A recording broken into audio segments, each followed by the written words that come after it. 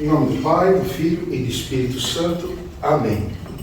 Olá, amados e queridos de Cristo, bom dia. Sejam todos muito bem-vindos. Espero que todos estejam bem. Hoje estamos na última semana antes da grande Semana Santa. Então, hoje é o quinto domingo.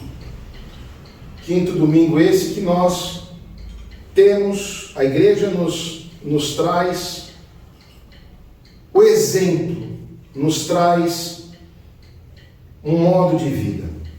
E isso significa que cada um de nós, dentro da sua possibilidade, pode servir a Deus, pode estar na presença de Deus, e mais do que isso, pode sim ser uma luz para aqueles que estão em volta. Por que eu digo isso? Hoje, a doutora Rafaela deu para nós a epístola. E vocês viram o que está escrito na epístola. Todos somos de Jesus Cristo. Todos escolhemos ser do Criador. Nós escolhemos de que lado queremos estar. Do lado direito. Todos aqueles que amam ao Senhor Jesus Cristo, que amam a Trindade, vão sofrer, vão ser rechaçados, vão ser desprezados, vão ser falsamente acusados, porque levam o ensinamento do Deus Todo-Poderoso a sério. Eles não estão brincando. Nós aqui não estamos brincando. Então, temos que entender que o verdadeiro juízo, a verdadeira mão que pesa, não é do ser humano que fala mal de nós, mas a de Deus, se nós não estivermos com o nosso coração verdadeiramente colocado na presença de Deus. Hoje, vocês viram nas orações que são grandes, quanto a gente pede para estar na presença de Deus verdadeiramente, para que Deus não nos destrua, mas nos dê vida eterna, para que Deus nos jogue fora e nos despreze, mas sim para que Ele nos acolha. Que a salvação não é, ai que bonitinho, eu fui para o céu, eba. Não é isso. É o acolhimento, porque todos esquecem que a energia primaz de Jesus, do Verbo que se fez carne, é o amor. É o amor que nos une. É o amor que nos compele a continuar. É o nosso, não é só o senso, igual eu como sacerdote, eu tenho a obrigação de fazer a liturgia. Uma liturgia feita por obrigação, sem amor, não vale nada, é um teatro. A graça de Deus vem pelos que vêm assistir à missa, à liturgia, mas o sacerdote cai em pecado. Então, quem acha que seguir Jesus é um passeio no parque de diversão, está enganado. Vai sofrer. É normal. Esta é uma terra de expiações. Depois, nós temos o Evangelho. Vocês viram que os dois apóstolos, eu quero sentar à sua direita, quero sentar à sua esquerda. E Jesus diz, não é assim que funcionam as coisas. Não cabe nem a mim, mas ao Pai. O Pai escolhe. Lembrando que a Trindade é algo tão especial e tão poderoso que nós só podemos ser vistos pelo Pai através do sangue de Jesus derramado na cruz. Todos falam da ressurreição, mas não existe ressurreição sem sacrifício. Nós não podemos esquecer que o Criador se fez oferenda. O Criador se fez o novilho. E aquele sangue foi dado a Deus Pai. Por isso que é imprescindível a nossa compreensão dogmática, teológica e principalmente espiritual do credo. Quando nós falamos que o Espírito Santo procede do Pai e que com o Pai e o Filho Ele é adorado e glorificado. Por quê? Porque a Trindade é algo que tudo procede do Pai. Jesus procede do Pai e o Espírito Santo procede do Pai. E não do Pai e do Filho, como os romanos têm errado no dogma do filioque. Mas o que nos interessa, o que para nós vai fazer a diferença nesse domingo, é dizer o seguinte: o Cristo passou por tudo que teve que passar, e todos nós que seguimos o Cristo verdadeiramente vamos passar. Ontem eu falava aqui com a Alexandra, por enquanto tá bom, porque aqui no momento nós só estamos sendo segregados e desrespeitados. Nós por enquanto estamos apenas sofrendo calúnias, mas nós conseguimos, graças à lei brasileira, estar com a porta aberta. Graças à lei brasileira nós temos o direito de estar aqui dentro e rezar. Trazer a graça de Deus para vocês que quiseram estar aqui hoje presencialmente.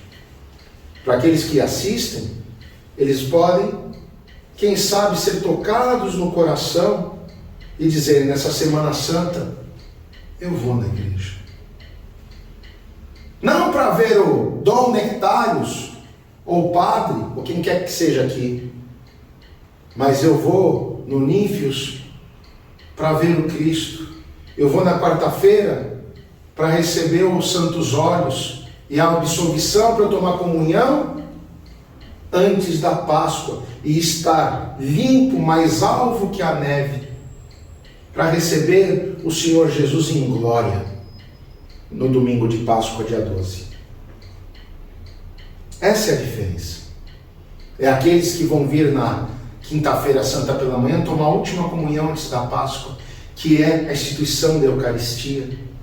São aqueles que virão para junto de nós chorar ao pé da cruz na noite da quinta-feira e imaginar a dor que o Cristo sofreu pelo pecado de cada um de nós. Depois, rezarmos na sexta-feira santa à noite aqui, dizendo que Ele venceu, que Ele foi maior que a morte, que Ele foi maior que o demônio, porque Ele é Deus verdadeiramente. E depois, no Anástase, dizer que Ele ressuscitou, e verdadeiramente ressuscitou. Não simplesmente como algo que a gente faz por estar em grupo, mas no nosso coração. A Páscoa é muito mais do que comer margueritza e comer carneiro no domingo e fazer o ágape. Isso não é nada. Mas é nós compreendermos verdadeiramente o sentido da nossa religião, da nossa fé. Porque não existe fé, não existe igreja, ortodoxia e os santos padres e os apóstolos se nós não temos anástase, se nós não temos ressurreição. E para a gente ter ressurreição, a gente precisa sentir um pouquinho do que o Cristo passou por nós. Para talvez nós pegarmos o nosso ego, tirar ele de dentro do nosso peito e lembrarmos, como está na palavra de Deus, que nós somos apenas, e ainda que alguma coisa, o pó da terra. Não adianta aqueles que se vestem em ouro e majestade, como os velhos fariseus, porque esses vão estar fazendo teatro, não a verdade. Isso para nós aqui não interessa. E para nós finalizarmos, falar da Santa Maria do Egito. Para quem não conhece a história, a Santa Maria do Egito, ela viveu entre o ano 300 e o ano 400. Com 12 anos, ela saiu do Egito, foi para Alexandria se prostituir. Mas ela não se prostituía por dinheiro, ela se prostituía porque ela tinha prazer. Ela dizia: eu não quero dinheiro, eu quero me divertir. Ela queria seduzir a todos os homens. E numa dessas viagens dela, ela foi parar no Santo Sepulcro, no dia da exaltação da cruz na Quaresma, ou seja, há 2 domingos atrás. Lembra que nós estávamos aqui na igreja? E ela quis entrar dentro do Santo Sepulcro, e uma força não a deixava entrar, porque o pecado dela era tão grave, tão grande, devido à devassidão e à orgia dela, que Deus não deixava pisar no solo sagrado. Só que, como sempre, nós não somos órfãos. E isso vai para todos os evangélicos um presentinho. Graças ao ícone da Mãe de Deus, o ícone justamente da Porta Itza, Nossa Senhora que abre as portas, ela rezou para que a Mãe de Deus tivesse misericórdia dela e falasse para o filho dela permitir que ela entrasse no Santo Sepulcro. Neste dia ela foi batizada, neste dia ela tomou a primeira comunhão dela na vida, e nisso ela sentiu no coração, porque uma voz falou, para que se ela se retirasse para o deserto do Sinai, depois do Rio Jordão, e lá ela ficasse como ascépta, monge, né? Monja no caso, reclusa, né? E assim ela ficou. Santo Ázimo diz que a primeira vez que foi lá, levou comunhão para ela, e eles conversaram. Ela já tinha muita idade, as roupas dela já tinham se rasgado, e ela se cobria apenas com os cabelos da cabeça, porque eram tão grandes que iam até o pé.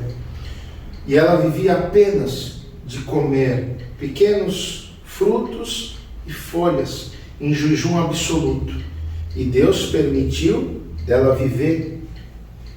No ano seguinte, ele voltou na época da Páscoa para dar novamente a comunhão.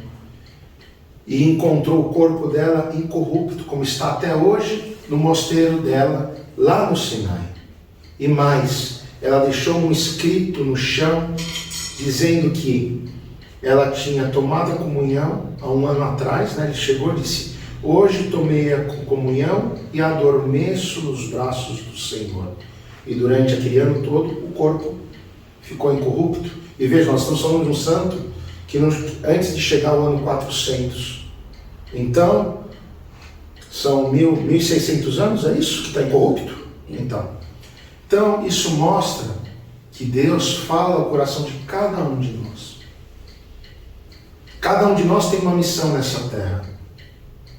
A missão dela foi mostrar que o jejum e a oração, e mesmo ela sendo a maior das devassas, a misericórdia de Deus sobressaiu sobre o pecado dela, e ela está no Senhor, porque ela permitiu que o Senhor entrasse nela. Então, para nós finalizarmos a nossa homilia, o que tudo isso que eu falei significa?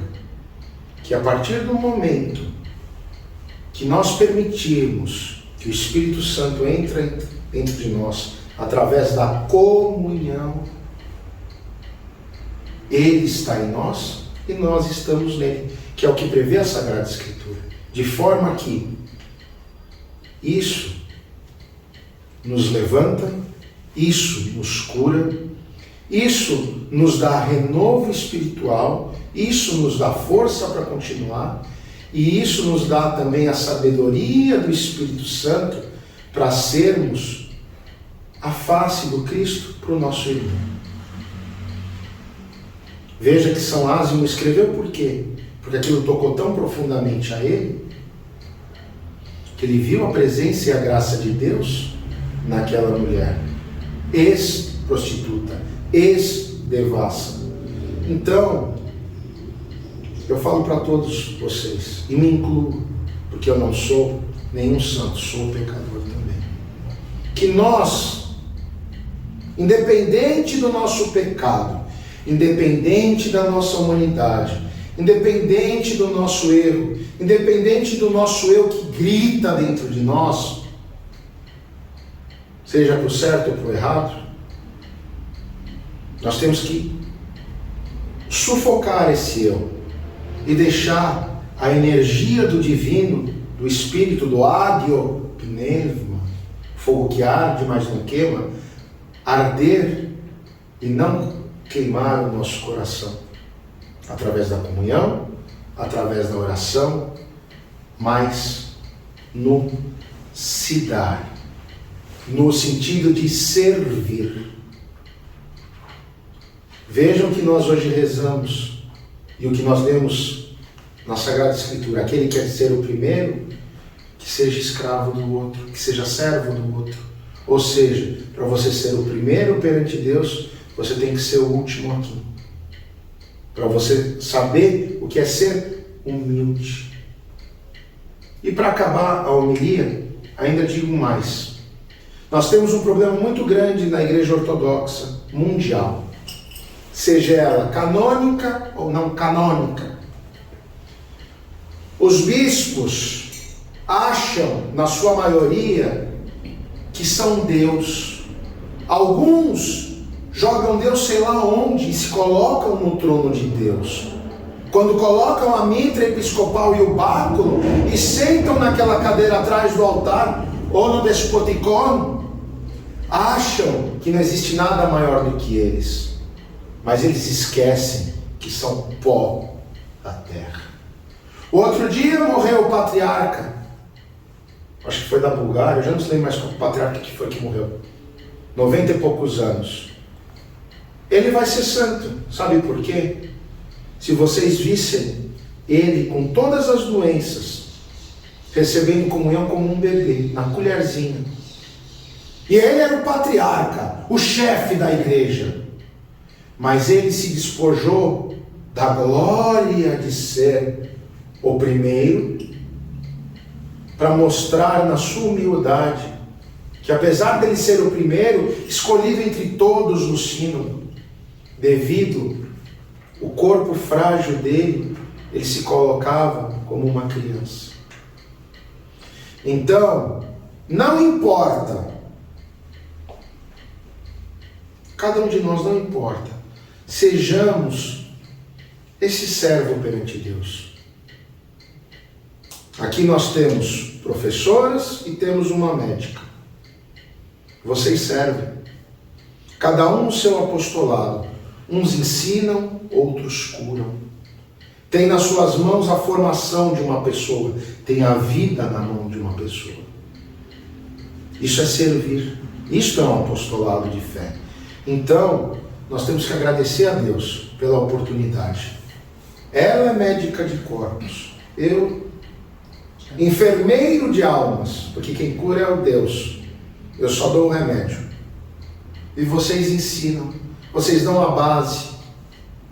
Então, que nós possamos caminhar em Cristo Jesus, nesta Páscoa, na simplicidade, no amor, na piedade, na compreensão e principalmente, acho que é o que a gente precisa mais, na paciência, de suportar a maldade do ser humano. E nós iremos vencer.